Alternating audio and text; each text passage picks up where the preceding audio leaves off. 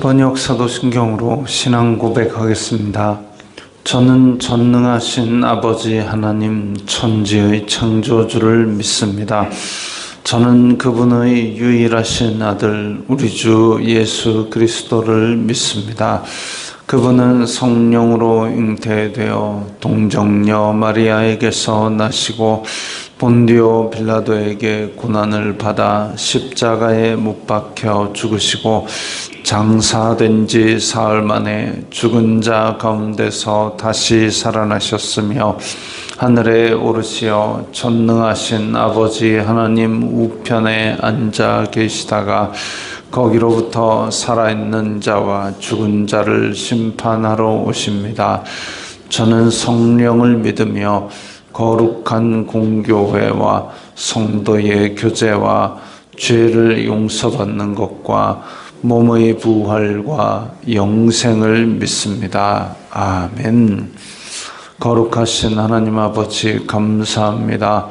간밤에도 편히 쉬게 해주시고 새벽에 기도하는 자리에 불러주시니 감사합니다. 이 시간 저희들 마음 중심으로 주님을 경외하게 하여 주시옵소서. 예수님 이름으로 기도드리옵나이다. 아멘. 찬송가 19장입니다.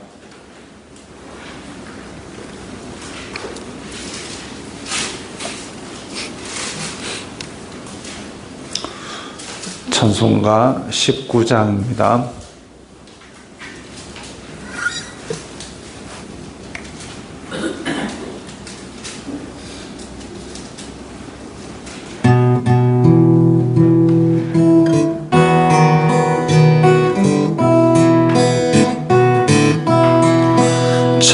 찬송하는 소리 있어 사람 기뻐하도다. 하늘 아버지의 이름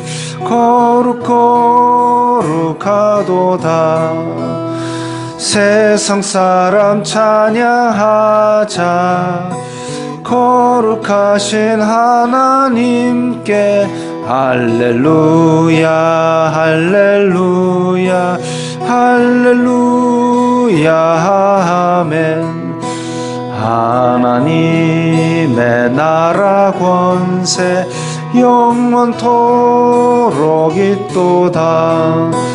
하나님의 영광 나라 거룩하도다. 하늘 보좌 계신 주님 세상 주관하시도다. 할렐루야 할렐루야 할렐루야 아멘. 하나님의 크신 섭리 그 뜻대로 되도다. 우리 아버지의 뜻은 거룩하도다. 주여 속히 힘하셔서 기쁜 날을 주옵소서. 할렐루야 할렐루야 할렐루야 아멘. 아멘.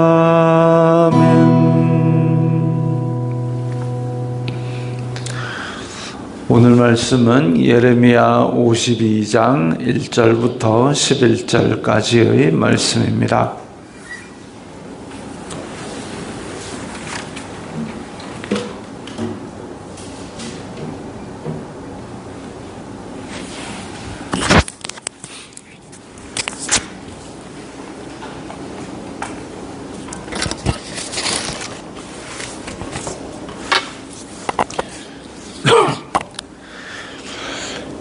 예레미야 52장 1절부터 11절까지의 말씀 함께 읽겠습니다.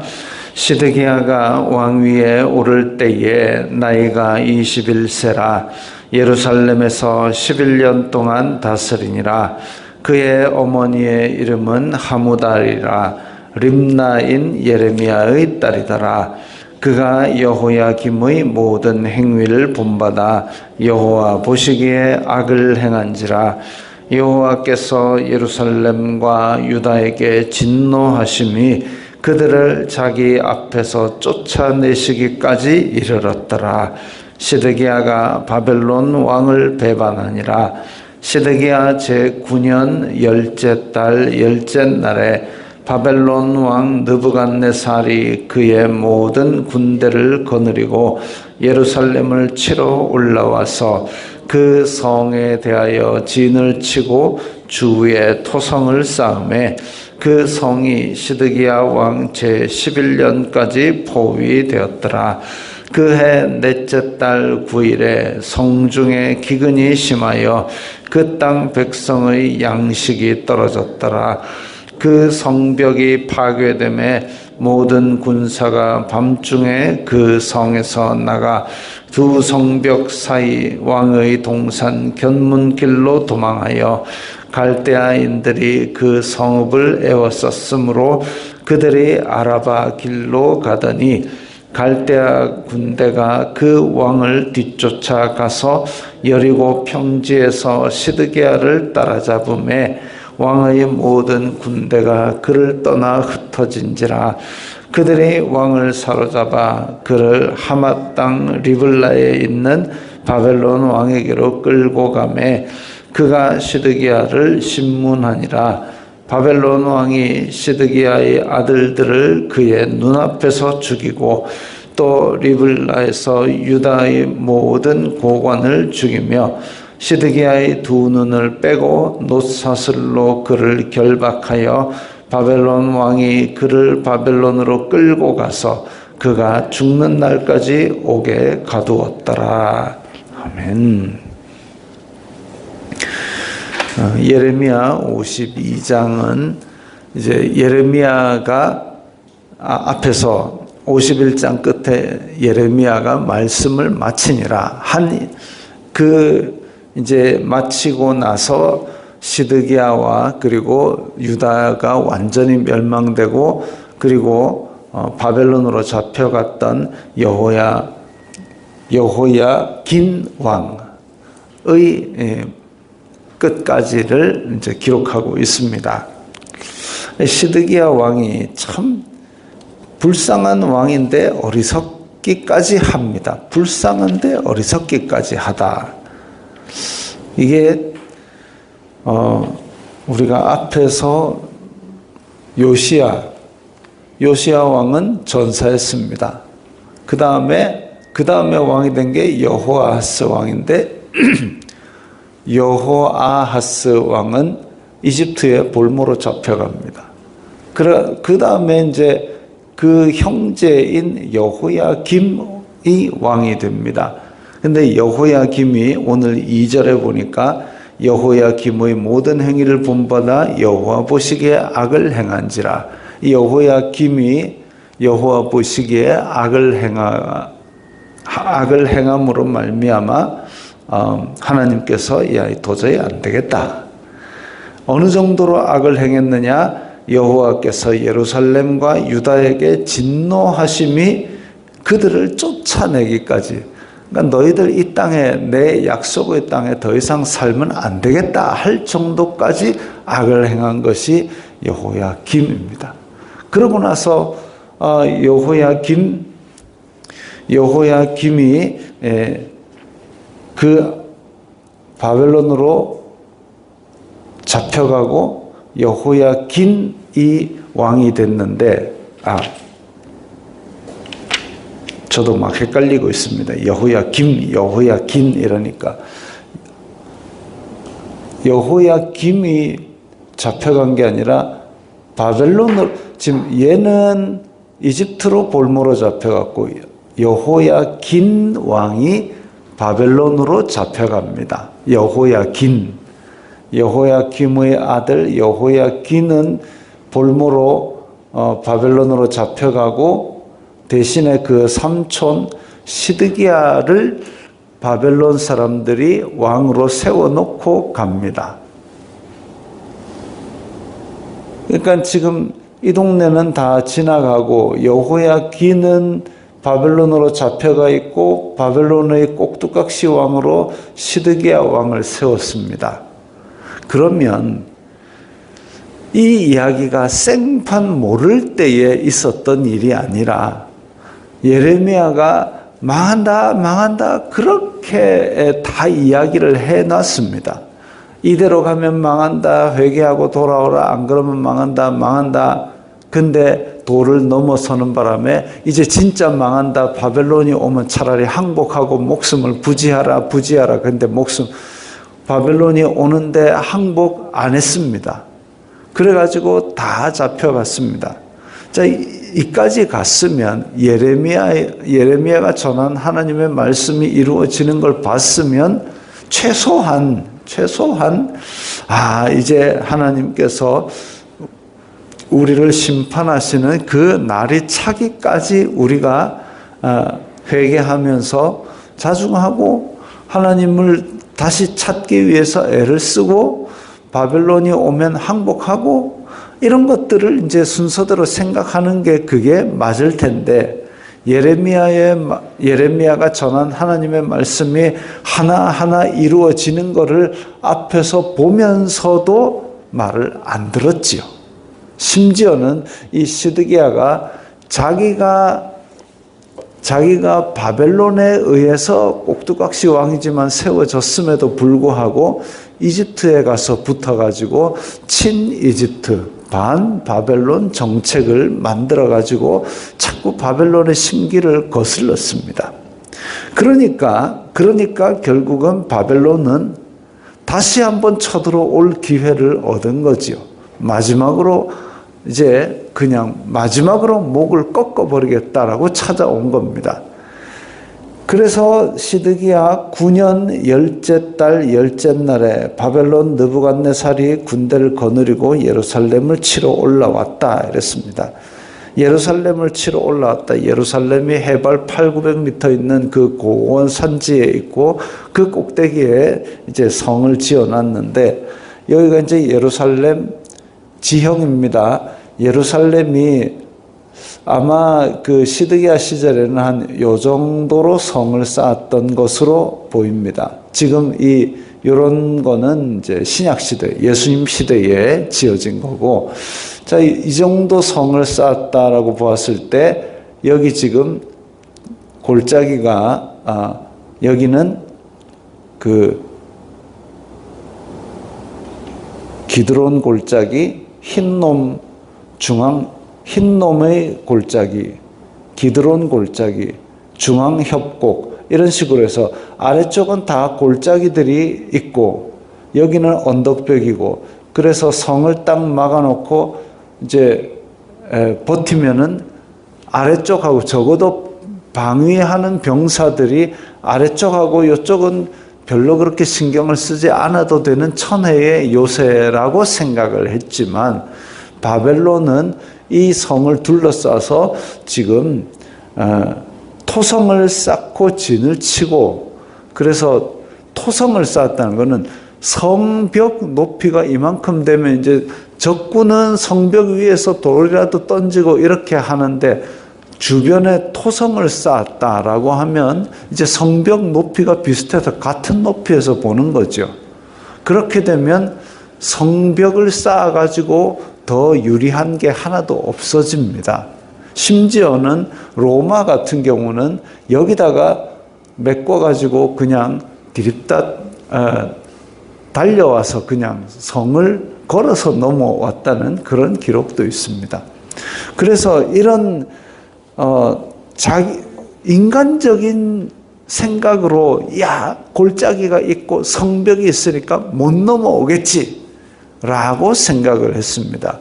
하나님께서 분명히 침략하면은 너 이거 유다 성 다 무너진다라고 얘기를 했는데, 그리고 이스라엘 자손들은 이미 성벽 두께만 2m가 되는 여리고성이 무너지는 것을 체험하고 온 사람들 아닙니까? 근데 예루살렘에서 성벽 딱 걸어 잠그고 여기 있으면 끄떡없다라고 착각하고 있었습니다.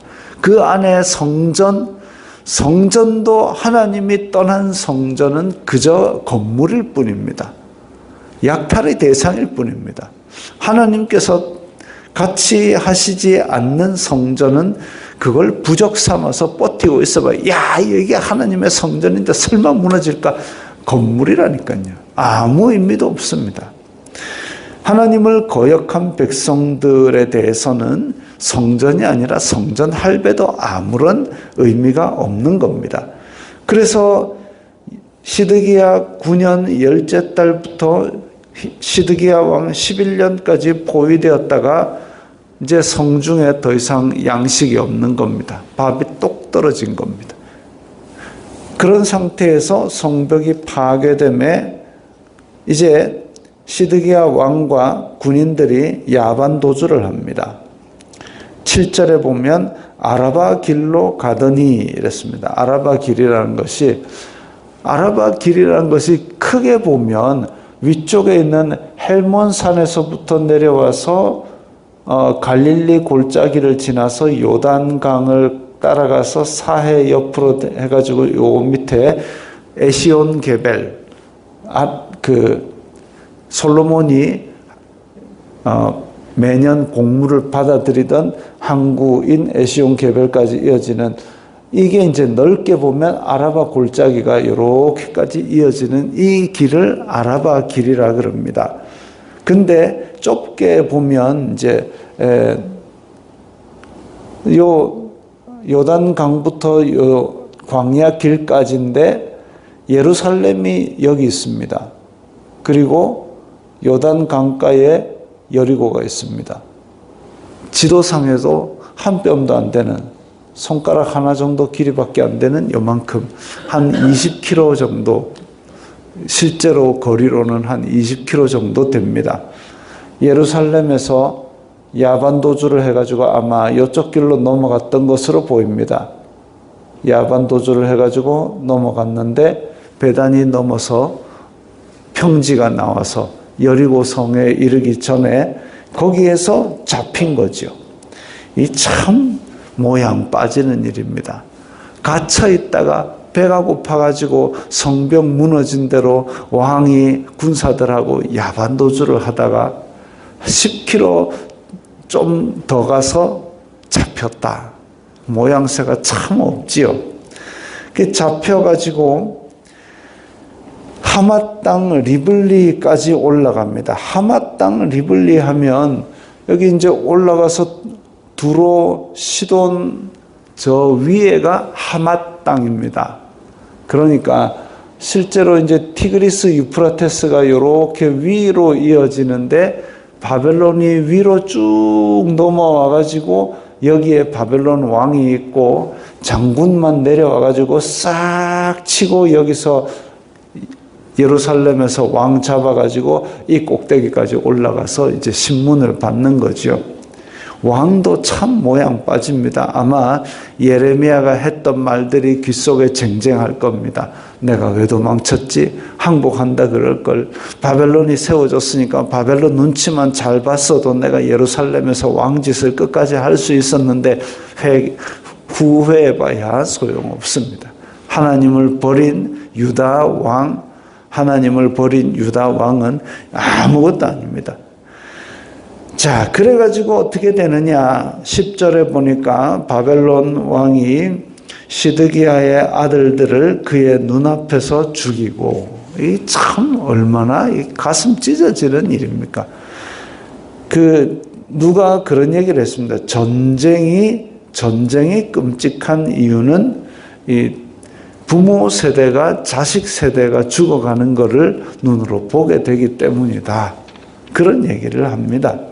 시드기야 왕의 아들들, 잘못된 것도 없는데 이 왕의 아들이란 이유만으로 왕의 눈앞에서 다 하나씩 죽어가는 모습을 보고, 왕 자체도 두 눈을 빼고 사슬로 결박해서 바벨론으로 끌고 갑니다. 참 비참한 거죠. 유다 왕 중에 아마 제일 비참한 그런 상태일 겁니다. 그런데 죽는 날까지 옥에 갇혔다 그랬습니다. 지금 바벨론에 볼모로 잡혀간 여호야긴, 얘는 나중에 읽어보시면 바벨론 안에서 잘 먹고 잘 살았습니다. 그것도 참 이 아이러니한 일이지요. 우리나라가 일제강점기 을사늑약을 맺을 때에 거기 중에 한 조항이 고종 황제로서의 대우하고 밥 잘 챙겨주고 그게 딱 나와 있습니다. 조약 조항 중에. 물론 뭐 없는 것보다는 이 나라의 제일 높은 사람을 그래 챙겨주는 거는 참 좋은 일이긴 한데, 반대로 얘기하면 자기 대우 받아 먹고 그냥 나라를 눈 끔찍하고 넘겨버렸다는 그런 생각을 지울 수가 없습니다. 물론 우리나라가 그때 힘이 없고 다 분열된 그런 시대상도 있겠지만, 마치 그것처럼 지금 원래 있던 여호야긴 왕은 바벨론으로 잡혀가가지고 야 네가 그래도 유다 왕이었지 하고 막 밥상 차려 먹는 동안 볼모로 세웠던 시드기야 왕은 예루살렘 싹 다 망하는 것도 보고 그 다음에 두 눈이 뽑혀가지고 자기 아들 다 죽고 바벨론으로 끌려가서 옥에서 비참한 최후를 맞이합니다. 참 이것이 잘 생각을 해야 될 것이, 이 얘기를 선지자들이 계속 얘기를 했습니다. 계속 얘기를 했는데도 불구하고 하나님의 말씀을 듣지 않았지요. 남자들 중에 그런 사람들이 있습니다. 야, 내가 화나면 어마무지하거든. 그래가지고 내가 화나면 우리 아버지도 나를 못 말려. 자기가 화나면 자기 부모도 못 말린답니다. 그건 짐승이지요. 그렇지 않습니까? 제정신이 아닌 거지요. 아무리 화가 났어도 부모님이 야 그러면 안 돼 이러면 정신 차려야 되는 게 그게 인간입니다. 근데 그러지 않고 화가 났는데 부모도 못 알아본다. 이 짐승만도 못한 거지요. 하나님의 백성이 하나님의 말씀을 듣지 아니하는 것이 그런 것과 비슷합니다. 짐승만도 못한 거죠. 다른 나라보다 강해서가 아니라, 다른 나라보다 의로워서가 아니라 하나님께서 택한 백성이기 때문에 출애굽시켜주고 약속의 땅을 주고 그보다 강한 7 족속을 쫓아내고 약속의 땅에 거하게 해줬으면 최소한 고마운 줄이라도 알아야 될 텐데, 그러지 아니하고 눈만 뜨면 다른 나라 우상 갖다가 섬기고 하나님의 율법을 어기고 백성들 긁어미질 해먹고 그렇게 하나님의 백성으로서의 삶을 살지 않고 있다가 선지자들이 그러면 안 된다, 심판받는다, 멸망한다 그래도 말을 안 듣습니다. 망할 백성들의 특징이 말을 안 듣습니다. 그렇게 말을 안 듣다가 결국은 망해버릴 때에 선지자들이 그럽니다. 또 손들고 항복하시오. 그러면 목숨 건지고 하나님께서 벌하시는 기간 70년 차면 돌아올 테니까 항복하고 목숨 부지하시오. 이러니까 아이고 나라 팔아먹는 매국노 이라고 선지자를 또 두들겨 패고 그럽니다. 자, 이게 이렇게 경고한 선지자의 말들이 결국은 이루어진 거죠. 이루어지고 그 선지자의 말을 가장 무시했던 시드기야 왕은 가장 비참한 왕이 되어서 옛날 출애굽해가지고 그 고생해가지고 여리고 성에서 딱 처음으로 하나님의 백성들이 언약의 땅을 밟고 정복하기 시작한 그 여리고 땅에서 이제 바벨론 군대한테 야반도주하다 잡혀가지고 군사들은 자기를 지켜야 될 군사들은 다 떠나가고 자기만 잡혀가지고 그렇게 비참한 모양새로 질질 끌려서 저 다메섹 위쪽으로 잡혀갔습니다. 이게 망할 나라가 망해가는 아주 비참한 모습입니다. 하나님의 말씀이 우리 말세를 살아가는 성도들에게도 주어졌습니다. 예수님의 말씀도 다 주어졌습니다. 복음서를 비롯해서 바울 서신까지 줄줄이 다 주어졌습니다. 우리가 어떻게 살아야 될지 몰라서 못 사는 게 아니죠. 그래서 하나님의 말씀대로 하나님의 백성답게 살기 위해서 믿음의 자존심을 지켜나갈 때에, 그때에 하나님께서는 그 백성을 불쌍히 여기사 길을 열어주시는 것이고 인도하여 주시는 것이고 보호하여 주시는 것이고, 그러지 않는 백성은 이제 하나님께서 유예하신 심판 가운데 있는데 언제 닥칠지는 모릅니다. 그 심판날이 오기 전까지 우리는 깨어있는 성도가 되고 말씀 붙들고 승리하는 성도가 되어야 되겠습니다. 기도하겠습니다. 거룩하신 아버지 하나님 감사합니다. 저희들에게 믿음을 주시고 말씀 주시니 감사합니다. 어떠한 상황이 있더라도 주님의 말씀, 주님 주신 믿음 이거 붙들고 끝까지 살아가게 하여 주시옵소서. 예수님 이름으로 기도드리옵나이다. 아멘.